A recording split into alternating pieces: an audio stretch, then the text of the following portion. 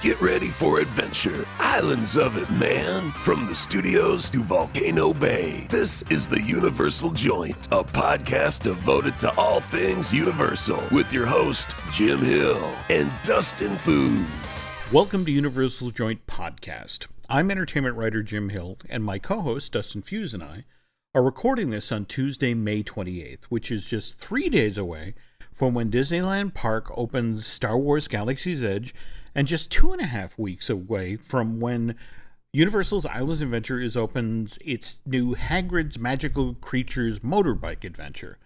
Though just today, Dustin, we got news about the opening of the first side of Endless Summer. The first part of the hotel, 750 rooms, opens on June 27th, and they've just begun talking up the menu that they're going to be serving over there. I think the Orlando Business Journal just ran a piece about it. You know, with menus, it's always exciting to see what the different personalities within the creative team are coming up with. And Surfside Docks is a unique style, the Surfside Inn and Suites. Now, we're talking about a eatery called the Beach Break Cafe, perfectly to theme.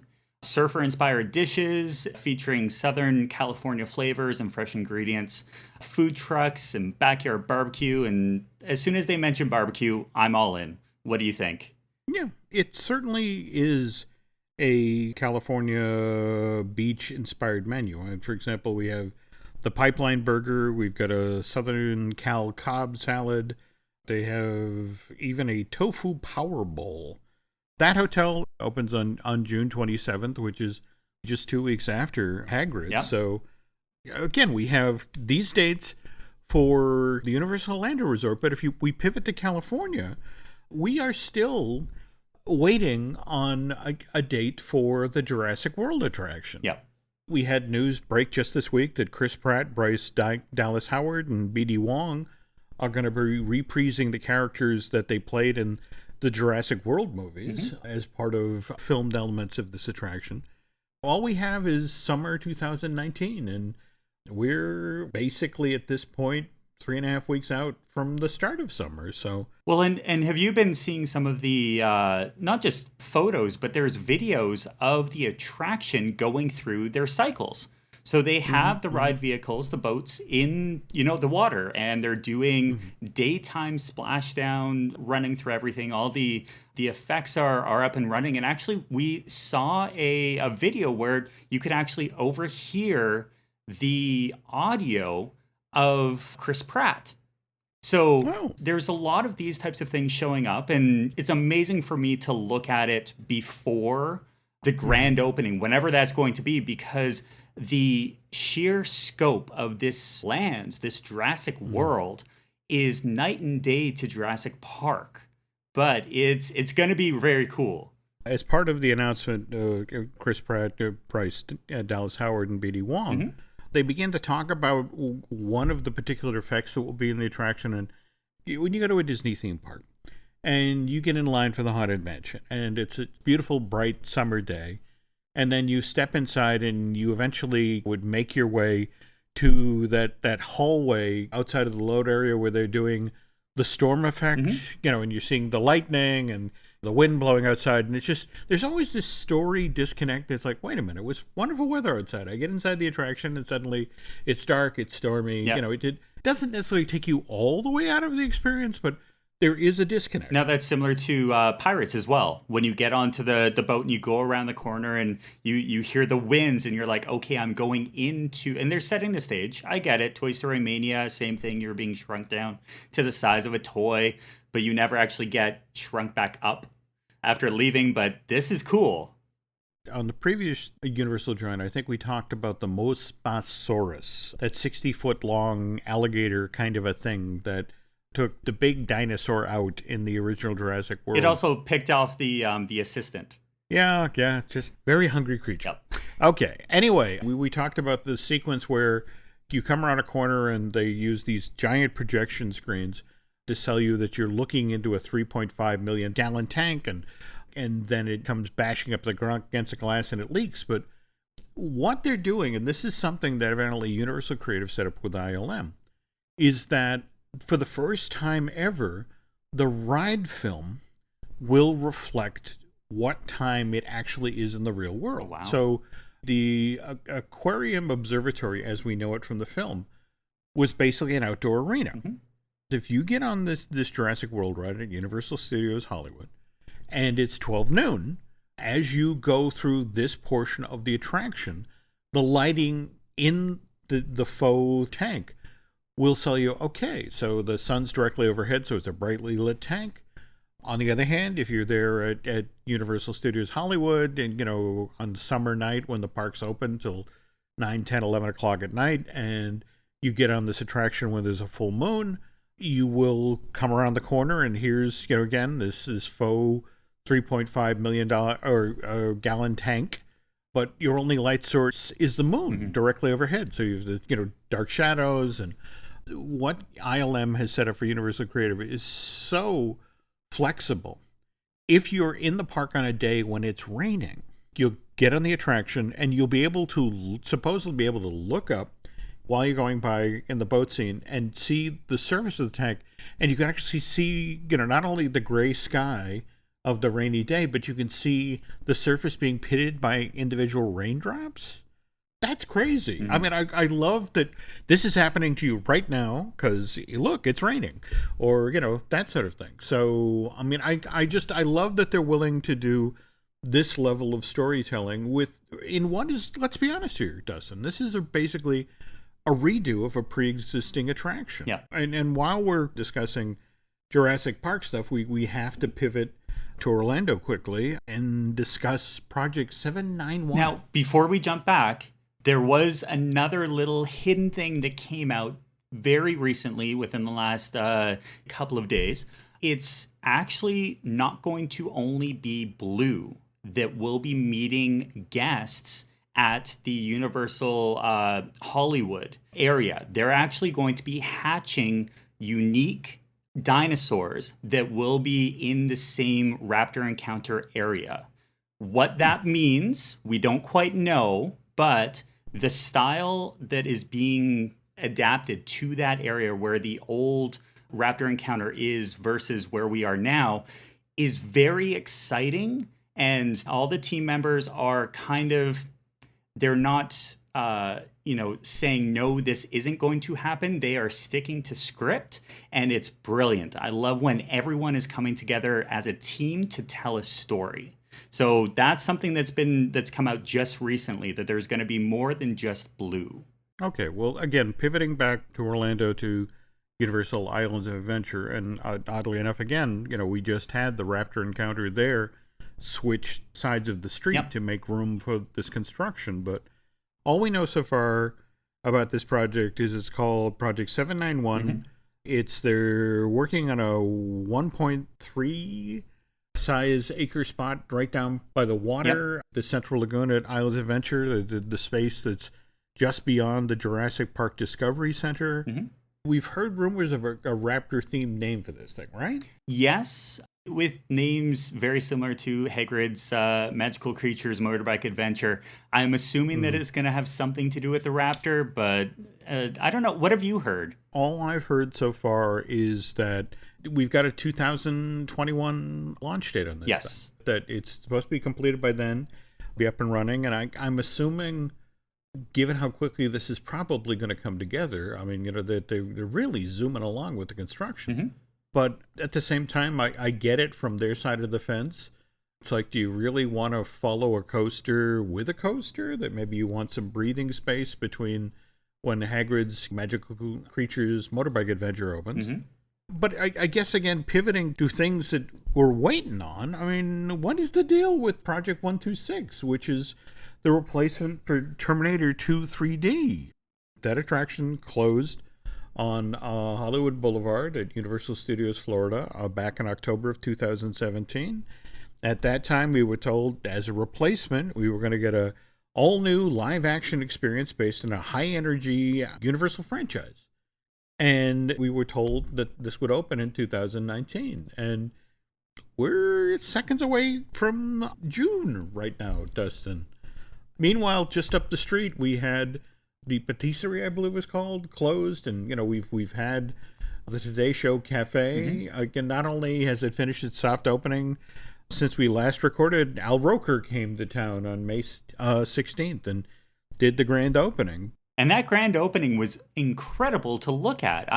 I'm getting very impressed with the show elements that are starting to come up from these types of openings that are, all the characters and all of the sheer amount of confetti was absolutely hilarious. Not only in person, because I had friends of mine who were there.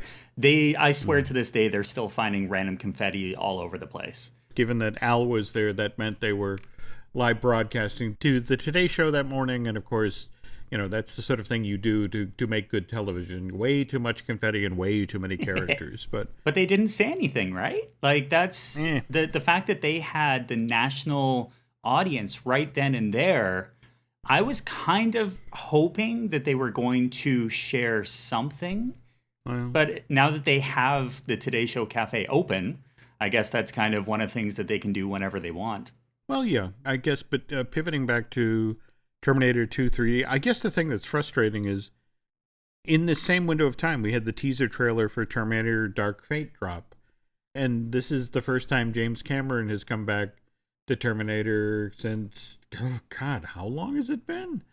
He's producing this one, not directing. But here we had this trailer drop we got to see Arnold Schwarzenegger again. We got to see Linda Hamilton again. And this is the last time we've seen them play these characters since they shot the T2 3D ride film back in May of 1995. I mean, that's 24 years ago. So I want to know what's going on inside of that building. Because, again, there were construction noises and then there were not. Yeah. So.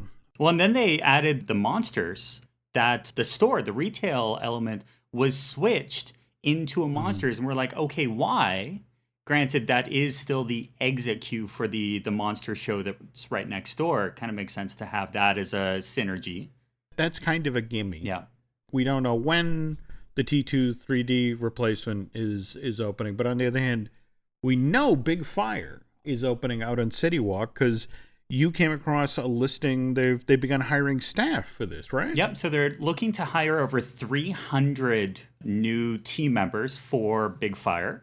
Now, just as a refresher, it's a 2-story full-service restaurant themed after a lakeside retreat. It's going to feature a mix of natural design elements like cast iron and wood, and menu includes dishes that are cooked over a wood fire grill, including bison burgers, smoked fish, and sirloins. Universal is going all out, so you can actually go onto universalorlandojobs.com. They have Big Fire grand opening team listings. And if you wanted to work at a grand opening of a Universal restaurant, now's your chance. 300 things, and it looks like employees can enjoy benefits such as free park admission discounts and more. For the restaurant itself, the webpage actually went live on the City Walk portion of the Universal Orlando website just recently, and they stress that the restaurant will serve American fare, specifically fire-kissed cuisine, which you alluded to with the wood. They're describing it and it's interesting, the difference between the way they sell it to prospective employees versus people who, they're hoping sometime in the next couple of weeks will book a reservation there. But it's the official description of Big Fire calls it a bold new restaurant, a modern inspiration drawn from the nostalgia of cooking over open flames. And, again, with the whole notion of, going back to those memorable family vacations where you're at that lakeside summer house. So consistency of sort of the story they're telling from both the employee and the guest side. Here they mention steaks, freshwater cuisine. I think we talked previously about the specialty of the house, so to speak, is going to be the tableside s'mores.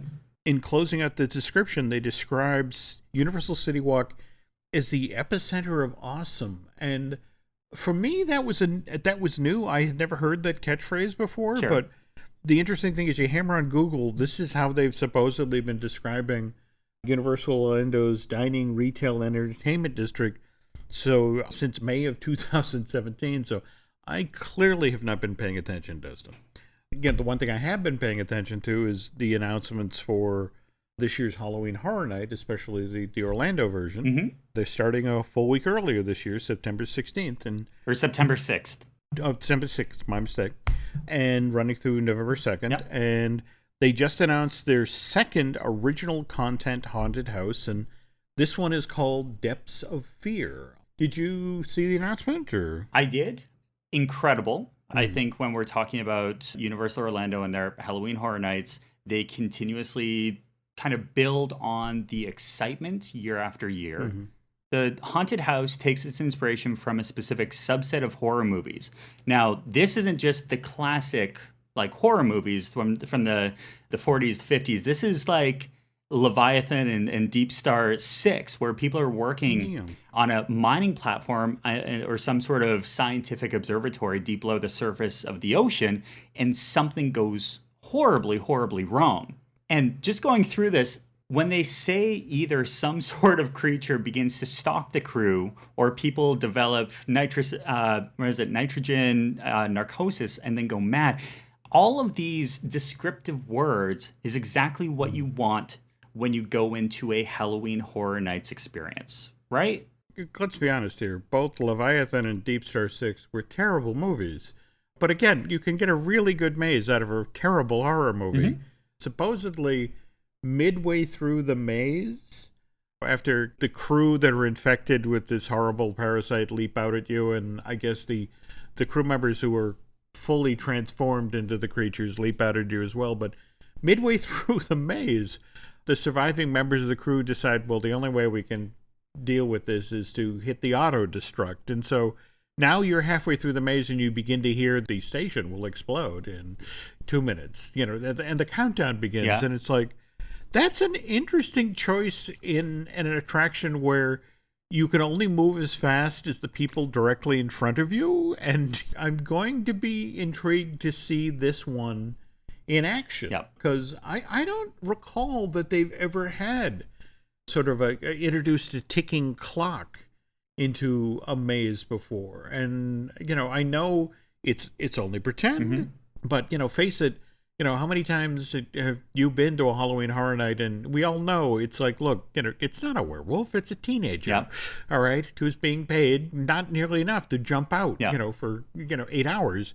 Or the other part where people end up going through the maze and they're sitting there or standing there like, all right, I'm still standing here. I've seen the same scare happen in front of me to 3 separate people because something's going on and there's just so many people in here. And obviously in the last couple of years, they've started to stagger the entrances and having different, I don't know what they call them like internally, but it's like that slow down portion where they'll kind of reset and allow people to be like, okay, we're now going to continue at a good pace to keep the story alive. So people aren't just being like, oh, there's a scare happening. See, there it is. Okay. Well, it's going to be a challenging environment. Absolutely. And, in a weird sort of way, I applaud them for trying this as a story element. Maybe correct me if I'm wrong, if we have some listeners out there, if they've ever done this sort of thing before, kind of a timed element or an artificial ticking clock, I'd love to hear about it. But speaking of which, while we're talking about challenges, obviously on our last show, we were talking about the Dueling Dragons, the mega queue they had for that took you down into the catacombs, and how they had to change that out when it went from Dueling Dragons to Dragon Challenge with the Harry Potter theme. And now here we are with Hagrid's Magical Creatures Motorbike Adventure. And I want to caution folks, we're going to talk just briefly here, some spoilers about what can be found in the queue. So if you want to go into this attraction not knowing all that much, jump ahead about 2 minutes or so, okay? And we'll pick it up then for you. Okay, so they have found some intriguing ways to sort of fill that giant queue space. And one of them, again, I think this is kind of a lovely surprise because it's one of the highlights of Harry Potter and the Escape from Gringotts, but that wonderful scene with the Pepper's Ghost effect where we get to see Lordak in Bill Weasley's office looking for the keys, and then Bill comes in. But they're doing something similar to that in Hagrid's Magical Creatures motorbike, that you evidently, since we last saw Hagrid on his motorcycle, it's taken a beating, and he's gone to Arthur Weasley, to, who of course is, if you remember from the books and the Harry Potter films, is fascinated by Muggle technology. And so he's there trying to get Hagrid's motorcycle running again, but he only sort of understands how the combustion engine works. But Robbie Coltrane came back, and Mark Williams, the wonderful British actor who played Arthur Weasley, also came back. And there's going to be that moment in the attraction. Likewise, to fill up this giant chunk of space, you're going to get to see what Hagrid basically does away from school, away from the prying eyes. So in much the same way that as we saw in Sorcerer's Stone, he has a fascination with dragons and dragon eggs. And it turns out in one of the rooms, sort of a throwback to what you were just talking about with the different dinosaur eggs. This is going to be a room filled with some dragon eggs that he's managed to score on the black market. And some of them are rolling around because they're about to hatch. And then to sort of set the story for at least one of the creatures we'll encounter on the actual ride, you get to see the makeshift nursery that Hagrid put together for the blast-ended Scroots that he was growing. But again, the notion is you kind of see half of the building taken out because these things outgrew their enclosure and then basically escaped into the Forbidden Forest. So I love the fact that it sounds like we're going to get a lot of show to see while we're standing in this line to get to this coaster, which this is a story coaster, or at least that's what the folks at Universal Land are trying to get us to embrace here. It will reach 50 miles an hour at some points in the attraction. And to put that in perspective, Disney's Seven Dwarfs Mine Train at its fastest speed is going 34. So this thing's going to zip right along. They're saying, because this ride is 5,053 feet in length, it is the longest coaster in all of Florida. Oh, wow. But again, that ride doesn't open till June 13th. And meantime, the entire world is focusing on Galaxy's Edge. The very first Galaxy's Edge, which opens at Disneyland Park this Friday, May 31st. And when Dustin and I get back from this commercial break, we're going to discuss the crucial role that the Universal Parks and Resorts played in Disney's decision to go forward with construction of this 14-acre Star Wars-themed land.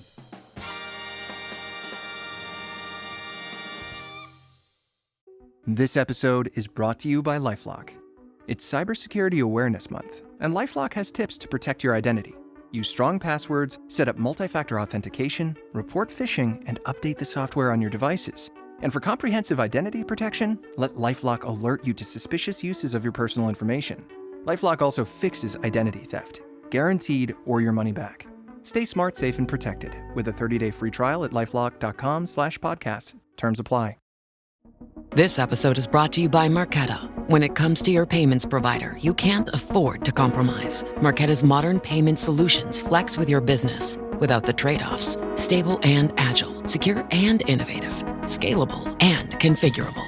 If they say you can't have it all, don't believe them. Your business demands more. Choose a payments provider that delivers more. Choose Marqeta. Visit marqeta.com/Spotify to learn more. Dustin, before we get started here, I guess it's important to talk about how the parks have been doing lately. And you've got a chart that lists how the parks have been doing over the past year? Yeah, so this is over at the Themed Entertainment Association, the TIA. TIA, yep. Mm-hmm. So they publish annual reports that are basically showcasing how the theme parks and themed entertainment is doing around the world. Now, keep in mind that with a lot of the numbers that come out, they are educated guesses because most of the bigger companies, Disney, Universal, they don't share exactly how many people visit their theme parks. So when we're looking at it, there's always numbers that are, really exciting to look at, but it's always an educated guess. So what we came out with was the fact that theme parks are growing in popularity all over the world. Disney is still by far and away the number one themed entertainment company in the world, followed, and that's in the US and worldwide. The number 2 is actually Merlin. And that's the company that owns Legoland, Madame Tussauds, Sea Life. They're number 2 in the world with 67 million visitors. Disney has 157 million. They're far and away ahead of the pack. And Universal came in third with 50 million guests. So that's pretty impressive when you're, looking at the overall theme park industry. What I would do if you are a huge theme park fan, head over to the Themed Entertainment Association. It's over at teaconnect.org. And they have it's a 46-page long report that goes into not just theme parks. We're talking museums, water parks, all the different trends around North America, Latin America. It's a theme park fan's, you want to see this. Part of the reason of us talking about the Wizarding World and Galaxy's Edge is that we're not just focused on what happened last year. We want to get more people down to the theme parks. And how are they doing that? Well, they're creating these immersive lands like Star Wars Galaxy's Edge. Over the last week to 10 days, Disneyland Resort employees, along with friends and family, have been previewing the 14-acre addition to that park. Sure. Disney is trying to keep this as under wraps as they can. In fact, there's this fascinating piece of video that popped up on Twitter where basically they were doing their first test of the nighttime lighting for Galaxy's Edge in Anaheim, and somebody standing in Frontierland. In fact, I want to say along the Rivers of America by Pirates of the Caribbean. And there's a cast member yelling at them to put down their iPhone because, you shouldn't be filming that. It's like, I'm not even in the land. Yeah, I'm in Frontierland. There's no construction fences around. But this is the thing. Disney is still trying to keep this under wraps. Yeah. And one of the reasons that they're trying to keep it under wraps is, frankly, this is the remaining moments that Disney can control this story. Yes. What's happening, especially now, is with the number of people who've actually gotten into the land and been to Oga's Cantina or been to Savvy's workshop, people talk about how wonderfully detailed the land is, but at the same time, there's an awful lot of talk about price, about how pricey the merchandise is. I mean, for example, if you go into Savvy's workshop and you want to build your own customized legendary lightsaber, it's not enough to just to have the Force with you always. You better bring your wallet, because these beauties, which each come with their own kyber crystal, cost $199 a piece plus tax. Oh. On the other hand, you want to go to the Droid Depot and build your own custom robotic companion, that's going to cost you $99 a piece plus tax. And God help if you want a droid with personality, because to purchase the chip that creates the personality is an additional $14. And that's the narrative that's starting to get out there. Now, to be fair, if you went to the Wizarding World of Harry Potter back in June of 2010, right after this theme park within a theme park opened at Universal Islands Adventure, and then dropped by Dervish and Bangs and decided you were going to pick up some school supplies before you headed off to Hogwarts School of Witchcraft and Wizardry, that got really pricey fast too. Let's say, for the sake of argument, you decide you're going to cosplay as Hermione Granger. That sounds perfect. So let's go through the list. Sure. Sorry, you're obviously going to need a set of Gryffindor robes. Okay. I would have done Slytherin, but that's just me. Okay.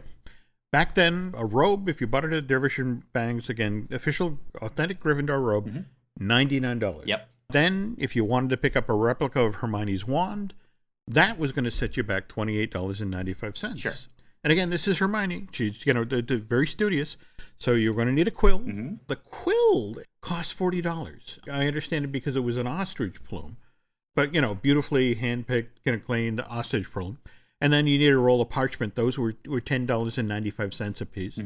Then to complete the outfit, you need a plush version of Crookshanks, her cat. Absolutely. Those were $24.95 a piece. So if you put all that together, the cost of impersonating Hermione Granger, that's $203.95.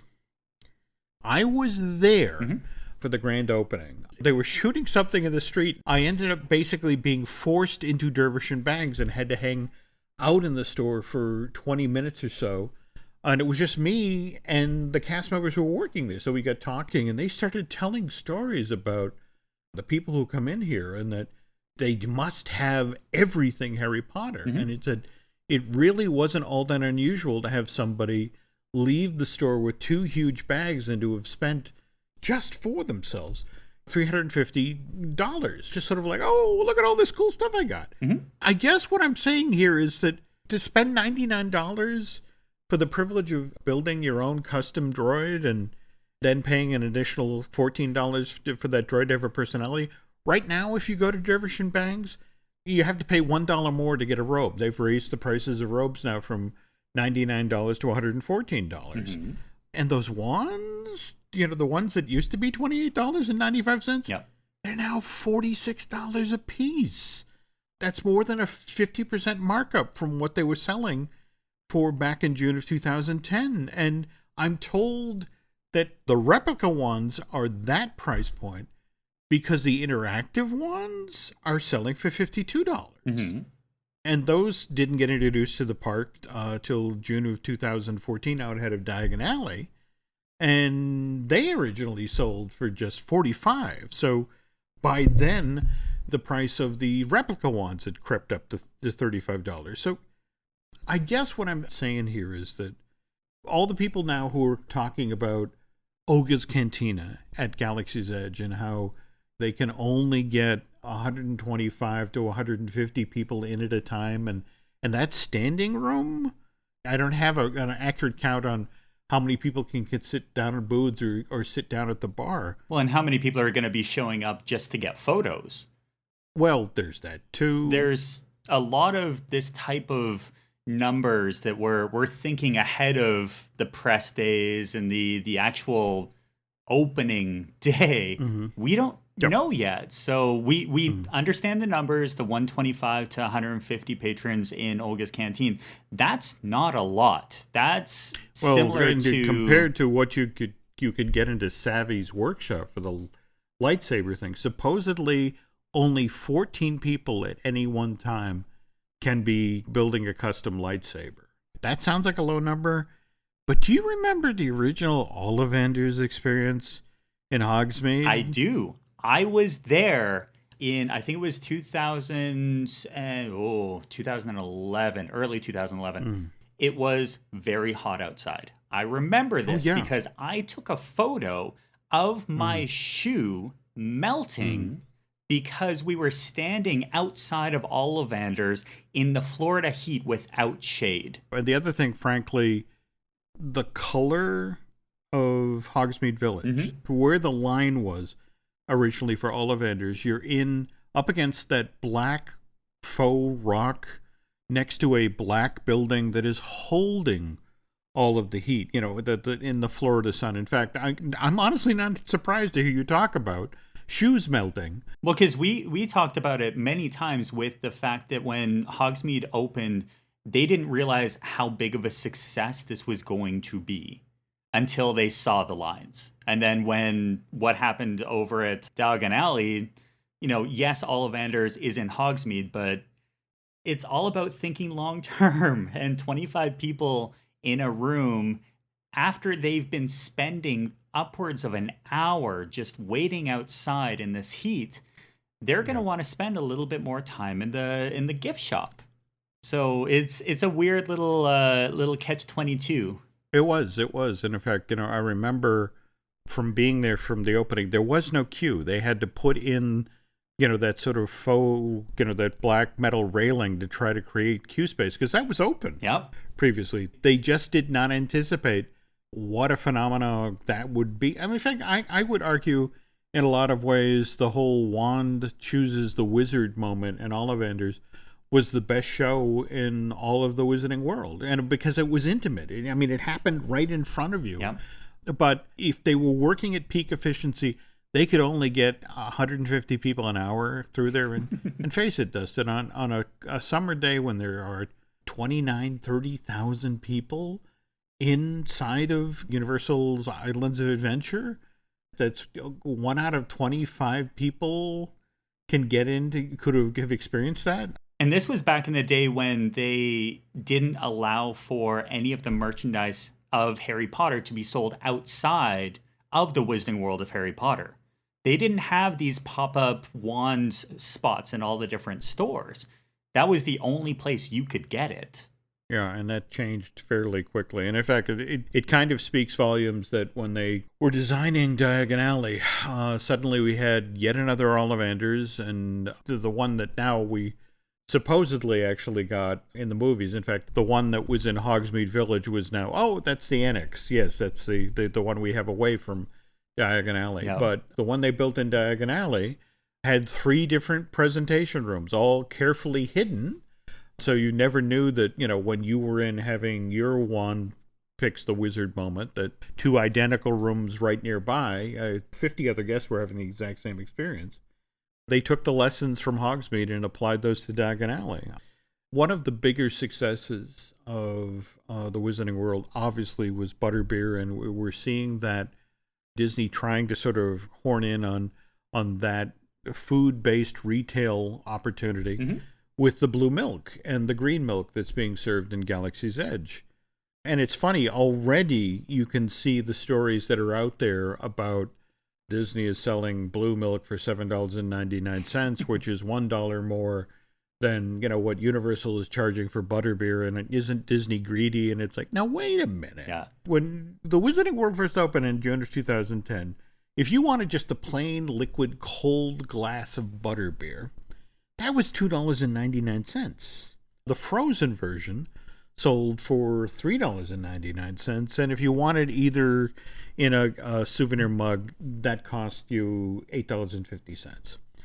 But this was the gold mine. This was the thing that everybody wanted to have while they were in the Wizarding World. And so when you have a hit product, you take advantage of that. I mean, I think we were talking Pandora, the World of Avatar. And how during the preview section, when people would go to Wind Traders, the souvenir shop there, and there's the Rookery where you can, adopt a Banshee. I know from having, again, covered that press event that Disney was hoping that would be successful. But they never anticipated that within a week of the land opening that they'd go clean what they thought was a 6-month supply of those interactive Banshees. They were gone. Yep. At a $49.95 price point. They tried to get the merch to the park at the lowest possible delivery cost, so it typically comes on the literal slow boat from China. Oh, absolutely. After I finished working at the parks, I came up and worked in the stores. And one of the first introductions to this phenomenon was the summer of Frozen. And oh my, Disney consumer products kind of missed the boat on that one. So after that, we had a lot of different. I'm not sure whether or not at that point in time they realized exactly how big of a phenomenon they had. And we look at movies making a lot of money, but as soon as they come out into the merchandise realm, how many people want that for their home, for their kids, for their offices, wherever it is? In talking with folks at Disney Consumer Products, they mentioned when they were looking to do their buy for Frozen, it's like Tangled was popular. Yes. Frozen should be popular. It has 2 princesses. I don't know if we should order double the amount of merch because there were 2 princesses, Anna and Elsa. But all right, let's split the difference. Let's order 1.5 times the amount of merch we did for Tangled. It was gone before Christmas, and they were scrambling to try to get replacement merch, strike while the iron was hot, because, they didn't know then, whether Frozen will blow itself out. Now conversely, with the Banshees for Pandora, the World of Avatar, they had to fly the Banshees in from China to try to get them there as quickly as possible. And within 2 weeks, they were back on the shelf. But interestingly enough, Disney saw this as an opportunity. And during the period that they were out of stock, Disney jumped the price of adopting a Banshee from $49 to $59.95. Yep. Well, and now we're seeing the additional things popping up. So not only can you get the Banshee, but then you get the Banshee holder. And then you realize, I can get all these additions. That's where it all comes back to. And we talked about it, a number of episodes when we were talking and bringing up the fact that Universal was celebrating their 20 millionth Butterbeer sold. And if you haven't listened to that episode in a while, go back, bring it up, because it'll all strike very familiar to what we're talking about right now with Star Wars. Yep. 2014, it's 4 years after the opening of Hogsmeade. We're opening Diagon Alley, and during this window of time, Universal makes the decision to bump the cost of all forms of butterbeer, and this is around the same time they introduced hot butterbeer. Mm-hmm. They jumped the price to $4.99. A bargain. And then January 2017, another cross-the-board price raise. They jump it from $4.99 to $6.99. And people don't even blink. They want that butterbeer. Mm-hmm. But June of 2010, $2.99 for a glass of butterbeer. That's 133% markup. I guess for me to have people complaining about, oh my God, blue milk is $1 more than butterbeer. It's like, do you remember when you paid $2.99? Yep.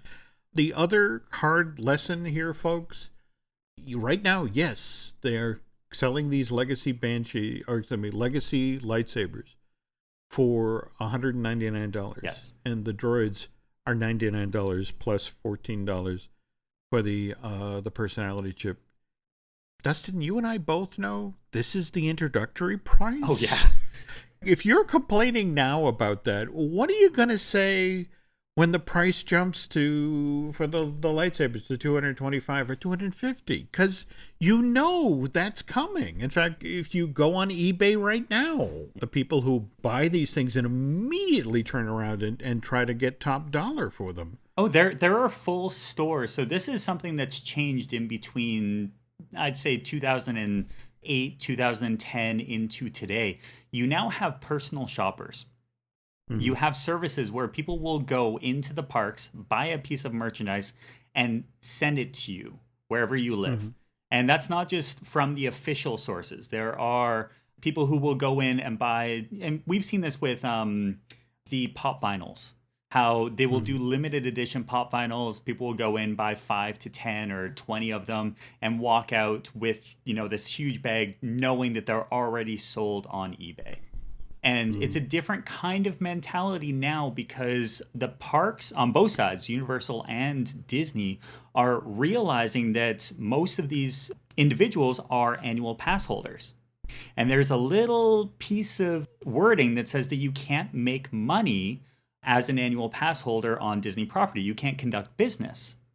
So there is a limit to this craziness and this fan culture of, I need to have this right here, right now. I can't wait until we go down with our family, or that will change. But what we're talking about in this segment of the show is prices now will change as soon as they realize where that happy medium is between someone standing in front of them with their credit card out saying, I want this, and not blinking an eye. And then the next, add an extra $50 onto that lightsaber.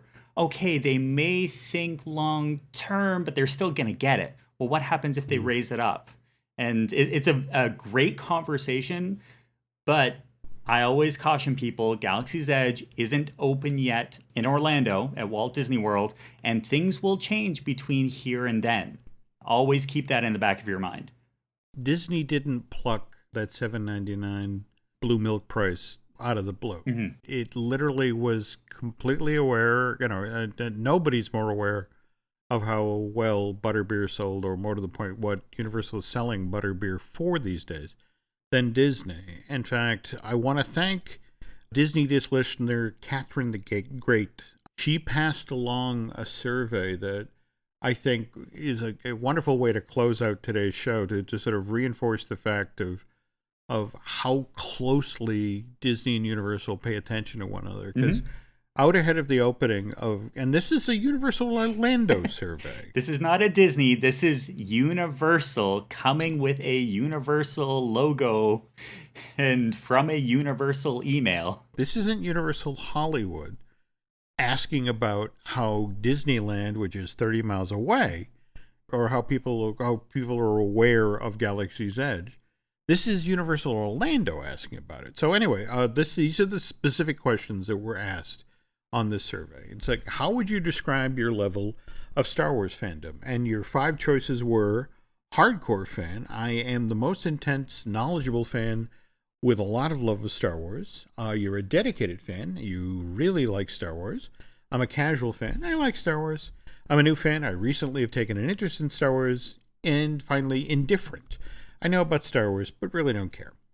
And then they asked pretty much the same question about what is your level of Harry Potter fandom. And again, hardcore, dedicated, casual, new fan, or indifferent. And then the really interesting one, where they gave you the opportunity, was a sliding scale. You could literally move a button back and forth. And do you consider yourself more of a fan of Harry Potter or a fan of Star Wars? And one in extreme was much more a fan of Harry Potter, or much more a fan of Star Wars. And there was a place where you could drop the button right in the middle of the line and say, I am equally a fan of both. I think that speaks volumes about where this is headed. Yeah. From Disney's side of the fence, they are totally following the Wizarding World playbook. I mean, I know there's a lot of people who are already talking about going to the Bazaar at Galaxy's Edge out in Anaheim, and oh my God, the shops and the stalls and all the merch that's there, and it seems like overkill. And it's now, wait a minute, when Universal opened the Wizarding World in June of 2010, they were completely upfront about the fact that they just developed over 600 different items to line the store shelves with. And we've talked about the robes, we've talked about the parchment, but we haven't touched on the collectible pins or the patches or the candy. I'm just looking behind me, and I'm like, I have the pins. We have the frogs, the chocolate frogs. You have the T-shirts. You have the consumables, the things that you won't take home with you.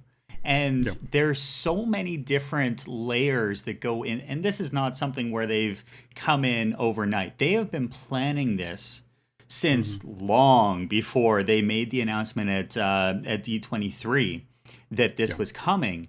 And that's a very, I don't want to say what's happening at D23 with, Star Wars, but I want to get some of that merchandise that I know will be there. Yeah. But let's not forget that, we recently had Disneyland Paris announce its $2.2 billion expansion, and that includes for Frozen Land and a souped up production central area that becomes a Marvel Land. And yes, included in this plan is a Galaxy's Edge.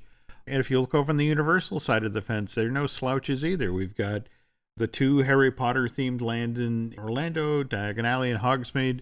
And if you look at the plans for the now under construction Universal Studios Beijing, they've got, their own Harry Potter. So this is continuing to happen. And the reason that Disney got in the Star Wars business is that Universal was making so much damn money off of Harry Potter, and they wanted their own immersive experience. Yeah. Where people would have the same feeling that those Dervish and Bang employees talked about, walking into the store and I don't care what it is, I want it, it's Harry Potter. Yeah, families dropping $1,500 because they have 2 kids and both kids have different houses.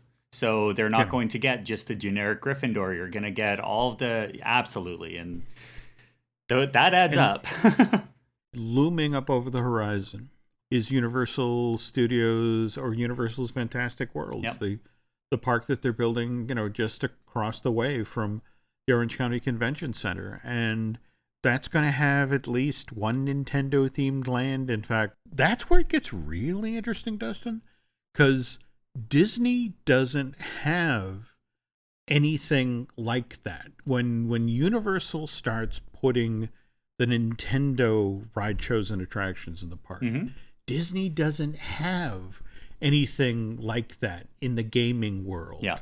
And it's going to be very interesting to see when people start going to the Universal parks, say, oh my God, I can visit the world of my favorite games. How does Disney respond to that? Well, because Disney's tried. We remember Club Penguin. We remember many different, iterations of online and iPhone games and all this other stuff. Disney hasn't shown in the past that there's kind of this pattern where they get into gaming, they want to have a huge success, they don't have a huge success, and they then lay off everybody who's associated with the gaming effort, and they go with an outside company for a couple of years, and then they get frustrated because it's like, we're paying this company to make games for us, and our profit margins are so low. It's like, okay, we're taking it over again. We're bringing it back in-house, and it's this endless pattern of they just don't have the patience to do it. And meanwhile, here's Universal that was smart enough just to cut the deal with Nintendo. Mm-hmm. But anyway, that will be a topic we'll discuss on a future Universal joint. But until we do that episode, where can folks find you? Because you've recently launched a bunch of new shows. Yeah, so everyone knows that I'm over at Steps to Magic, trip planning, Disney Universal. But as you can tell, I really do like talking about theme parks, and it's not just Universal. And I absolutely love the Universal joint, and it's one of my favorite shows to sit down and talk about Universal. But I like theme parks. So what we did, there's me and two other gentlemen, Chris Bond, who is one of the minds behind Evil Dead the Musical, as well as Mark Andrada, who is a comedian, director, been with Second City, really funny guy. We came together and we launched the We Like Theme Parks podcast. So over at iTunes or wherever you get your podcast, we have about 6 or so episodes up so far, and we just get around and we talk about theme parks, and it's Disney, Universal, 3 fans just talking about what we like and what's coming. We have our own little jive on the news, but at the end of the day, I have so much fun talking about this kind of stuff that, head over to welikethemeparks.com and let me know what you think. Okay, that sounds like definitely something worth listening to. And we've also got coming up. Do we want to talk about the event? Oh dear Lord, yes. Yes, we are now entering. It's the home stretch. We have our Universal Holidays at Universal event that's going to be held in November. The nice folks at Storybooks Destinations are handling the travel side of this thing, but it's going to be myself and Dustin. This is November 15th. So 15th. We're at Lowe's Sapphire Falls Resort. If you head over to storybookdestinations.com, they have a sidebar that has announcing the next live event with Jim Hill. It is a packed, solid Friday, Saturday, Sunday, and then ending out the Monday with a meetup at Voodoo Donuts. And we've talked about it a number of times about how excited we are to look at various construction with Jurassic Park /World and Hagrid's. And I'm just excited to be able to get down there and talk with Jim. We'll do walkthroughs. It'll just be a blast. We're very much looking forward to it and would love for you folks to come be a part of the event. So if you're interested at all, head on over to Storybook Destinations. They have some details about that. Meanwhile, on my side of the fence in regard to podcasts, we have Disney Dish with Len Testa. We have Looking at Lucasfilm with Dan Z. We have Fine Tuning with Drew Taylor. And I mentioned those 3 gentlemen because they're all right now in Anaheim waiting to get into Star Wars Galaxy's Edge. So love to hear what they have to say about that. On the other hand, we also have the Marvelous Disney podcast, which focuses on the amazing world of Marvel Entertainment. And then we have the I Want That podcast, which is the new merch show that I do with Michelle Valladolid. And God help us, we're going to wade into all of the merch that they're selling at Galaxy's Edge. So that'll only be a 35-part series. Head over to iTunes and rate and recommend our show. Or if you really, really, really like what we do here, you could subscribe to Bandcamp because we've got some fun exclusive shows that we're going to be doing for Bandcamp. Thanks for listening, and we'll be back soon. It's been groovy having you hang with us for the Universal Joint. Tune in again for this and other great podcasts found on the Jim Hill Media Network.